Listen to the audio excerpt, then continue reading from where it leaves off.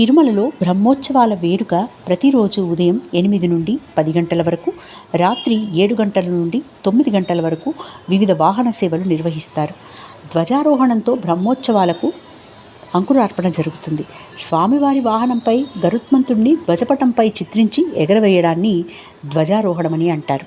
బ్రహ్మోత్సవాలలో మొదటి రోజు పెద్ద శేషవాహనం, రెండవ రోజు చిన్న శేషవాహనం, మూడవ రోజు సింహవాహనం, సాయంత్రం ముత్యపు పందిరి వాహనం, నాలుగవ రోజు ఉదయం కల్పవృక్ష వాహనం, సాయంత్రం సర్వభూపాల వాహనం, ఐదవ రోజు ఉదయం మోహిని అవతారం, సాయంత్రం గరుడ వాహనంలో స్వామివారు ఊరేగుతారు. ఆరవ రోజు ఉదయం హనుమంతు, సాయంత్రం గజవాహన సేవలు ఉంటాయి. ఏడవ రోజు సూర్యప్రభ, చంద్రప్రభ వాహన సేవలు ఉంటాయి. ఎనిమిదవ రోజు ఉదయం రథోత్సవం, రాత్రి అశ్వవాహనంపై ఊరేగింపు ఉంటుంది. ఇక చివరి రోజైన 9వ రోజు వరాహస్వామి ఆలయ పుష్కరిణిలో చక్రస్నానం జరుగుతుంది. అదే రోజు సాయంత్రం ధ్వజారోహణంతో అధికారికంగా బ్రహ్మోత్సవాలు ముగుస్తాయి.